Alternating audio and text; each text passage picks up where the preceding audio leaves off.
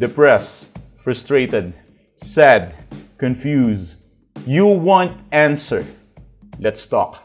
Give me a message sa page ko sa Philippine Dating Coach and you can have one-on-one coaching with Coach Baze, your dating coach. Just please subscribe to my channel and hit the bell button.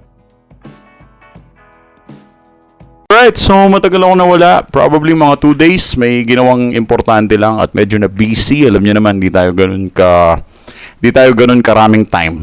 Minsan talaga nabibusy tayo. However, may pag-uusapan tayo napaka-importante ngayon, okay? Ito yung isa sa mga pinaka-importanting bagay na dapat mong matutunan when it comes sa chat or text kay ex. Applicable to sa chat at text. Strategy upang i-chat ka ng ex mo palagi. Always remember this.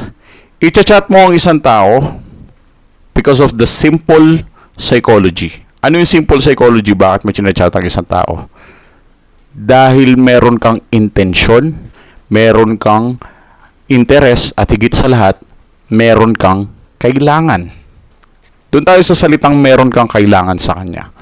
Example, may nakita kang isang bagay at tingin mong gusto mo siyang bilhin or nakita mo na napakahalaga nun, i-chat mo yung tao dahil tingin mo kailangan mo yon.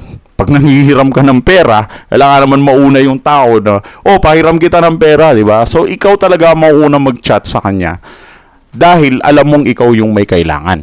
And for that reason, applicable ba to sa relationship? Sabihin na natin medyo lang naman, di naman sobra, medyo. Applicable siya when it comes kapag chinachat mo siya. Bakit mo chinachat ang isang tao palagi? Kasi may kailangan ka. Kapag karelasyon mo siya at kinakausap mo siya palagi at sa'yo nagmumula yung pang-chat, isa lang ang ibig sabihin nun. May kailangan ka. At ano ang kailangan mo? Kailangan mo ang love niya. Kailangan mo ang pagmamahal niya. And kung iisipin natin, kapag binigay mo yung pagmamahal na yon, may tendency na hindi ka na niya i-chat or maging dry na siya sa'yo. Kasi nga, binigay mo na yung kailangan niya. Ganun naman, di ba? Kapag nabigay mo na yung kailangan mo sa tao at nakuha na niya yung gusto niya, bakit ka pa niya i-chat ng i-chat? I mean, kailangan niya yung love mo, hindi ibig sabihin na hindi mo ibibigay ng literal. I mean, hindi mo siya ibibigay ng ganun-ganun lang. Mag-I love you ka pero hindi ganun kadali. Mag-I miss you ka pero hindi ganun kadali. I mean, para mo siyang tinitipid. Kasi kapag tinitipid mo siya, susundan ka niyan. Pero kung ibibigay mo yung lahat, tapos ka na. Kasi nakuha na niya yung kailangan niya. So, kung gusto mong i-chat ka ng ex mo, palagi, huwag mong ibibigay yung love sa kanya. Dahil kapag yung love, tinipid mo, hindi mo binigay ng basta-basta, you will win the situation. Alam kasi ng ex mo, love mo siya eh. Ganun lang kasimple yan. Kaya I think, huwag mo lang ibigay yung love mo ng basta-basta and then, magiging maintenance niya yun, hahanap-hanapin niya yun, magiging addiction niya yun, at every time na i-chat ka niya, pipilitin niya yung sarili niya na makuha niya yung love na gusto niya sa'yo. At, yun yung gagawin niya. At ang secret recipe lang doon, huwag mo lang ibibigay yung love na gusto niya sa'yo. At kapag hindi mo binigay yung love na gusto niyang makuha sa'yo, hanap-hanapin niya yun, dadahan-dahanin niya yun, hanggang yung love niya, ibigay na niya dahil sa kakahabol doon sa love mo. Ganun lang yun, di ba? So magbibigay ako sa'yo ng mga simple tips kung kailan magre-reply at kung kailan hindi magre-reply. Eto number 1, mag-reply when it matters. Never be aggressive. Okay? So, nagigets mo ba yung point ko dito sa sinasabi ko na to? So, kapag sinabi natin when it matters, it simply means kapag tingin mong may chat na talaga siya. Of course, kapag nag-no contact rule ka, hindi ibig sabihin nun na no contact rule forever na. Pwera na lang kung ayaw mo na magbalikan talaga kayo, edi no contact rule forever mo na. Problema ba yun, di ba? Pakialam natin, di ba?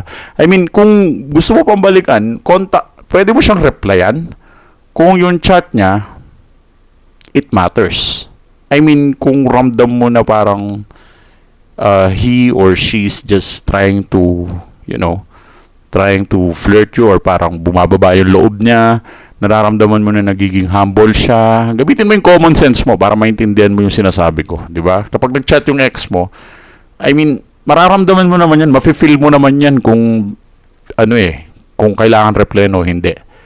Basta never be aggressive lang pag nag-reply ka, okay? Huwag kang masyadong madaldal, madrama. I mean, just be I'm not saying be casual. I'm just saying be dominant. Iba yung casual sa dominant eh.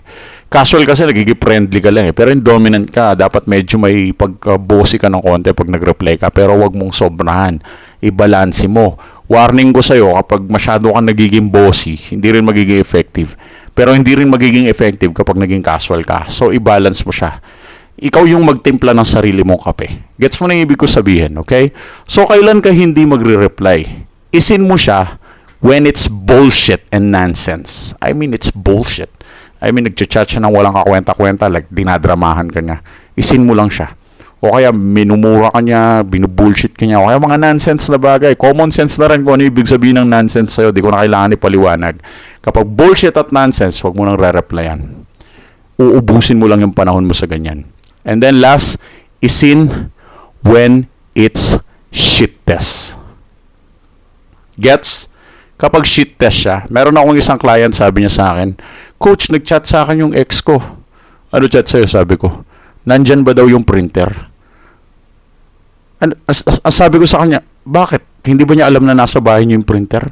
I mean, alam niyang nasa bahay yung printer, Coach, pero tinatanong pa niya kung nasa bahay yung printer.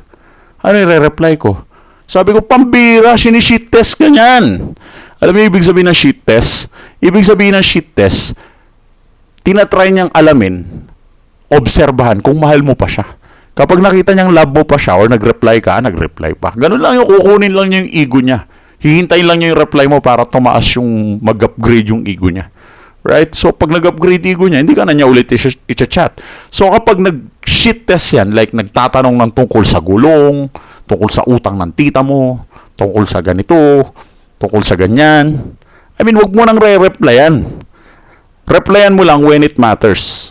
I mean, gamitin mo yung common sense mo. Alam mo naman when it matters. Like, halimbawa, sinabi niya, to be honest, gusto kita makausap. Pwede ba tayo mag-usap? I mean, pwede mo siyang kausapin pag gano'n. Pero kung sasabihin lang niya na, I love you. I mean, that's bullshit and nonsense. Kasi kung love ka niya, bakit ka niya iniwan? So, isin mo kapag gano'n. Okay? So, yun lang ang pag-uusapan natin today. Nawa, may natutunan ka. Thanks for watching.